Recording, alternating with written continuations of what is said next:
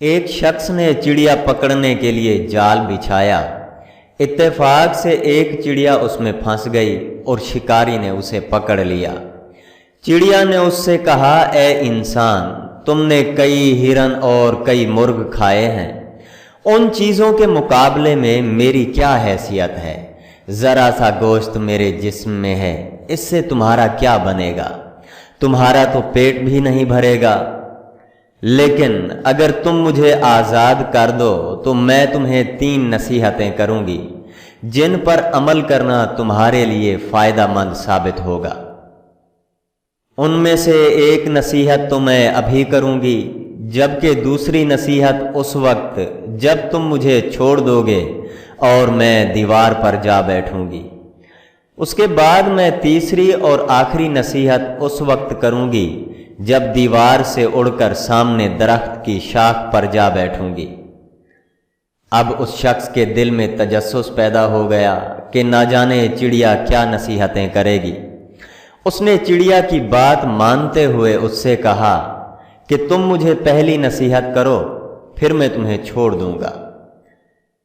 چنانچہ چڑیا نے کہا، میری پہلی نصیحت یہ ہے کہ جو بات کبھی نہیں ہو سکتی اس کا یقین مت کرنا۔ یہ سن کر اس آدمی نے چڑیا کو چھوڑ دیا اور وہ سامنے دیوار پر جا بیٹھی اور بولی، میری دوسری نصیحت یہ ہے کہ جو بات ہو جائے اس کا غم نہ کرنا۔ اور پھر کہنے لگی، اے بھلے مانس، تم نے مجھے چھوڑ کر بہت بڑی غلطی کی ہے، کیونکہ میرے پیٹ میں پاؤ بھر کا انتہائی قیمتی پتھر ہے۔ اگر تم مجھے ذبح کرتے اور میرے پیٹ سے اس موتی کو نکال لیتے تو اس کے فروخت کرنے سے تمہیں اس قدر دولت حاصل ہوتی کہ تمہاری آنے والی کئی نسلوں کے لیے کافی ہوتی اور تم بہت بڑے رئیس ہو جاتے۔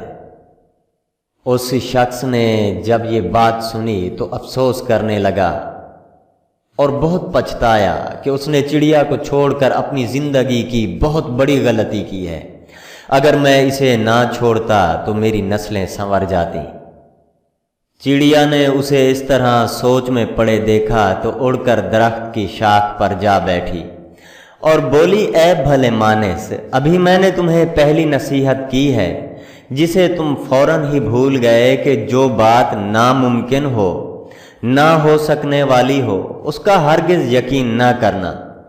لیکن تم نے میری اس بات کا اعتبار کر لیا کہ میں چھٹانگ بھر وزن رکھنے والی چڑیا اپنے پیٹ میں پاؤ بھر کا موتی رکھتی ہوں۔ کیا یہ ممکن ہے؟ میں نے تمہیں دوسری نصیحت یہ کی تھی کہ جو بات ہو جائے اس کا غم نہ کرنا، مگر افسوس کہ تم نے میری دوسری نصیحت کا بھی کوئی اثر نہ لیا اور غم و افسوس میں مبتلا ہو گئے کہ خام خواہ چڑیا کو جانے دیا۔ تمہیں کوئی بھی نصیحت کرنا بالکل بیکار ہے۔ تم نے میری پہلی 2 نصیحتوں پر کب عمل کیا جو تیسری پر عمل کرو گے؟ تم تو نصیحت کے قابل ہی نہیں۔ یہ کہتے ہوئے چڑیا پھر سے اڑی اور ہوا میں پرواز کر گئی۔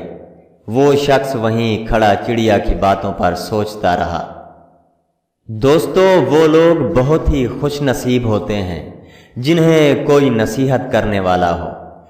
ہم اکثر خود کو عقل کل سمجھتے ہوئے اپنے مخلص دوستوں اور بزرگوں کی نصیحتوں پر کان نہیں دھرتے اور اس میں نقصان ہمارا ہی ہوتا ہے۔ دوستو، جن کی زندگی میں کوئی نصیحت کرنے والا نہیں ہے، اس شخص کی مثال ایسے باغ کی طرح ہے جس باغ کا کوئی مالی نہ ہو اور وہ مالی کے بغیر ویران ہی رہتا ہے۔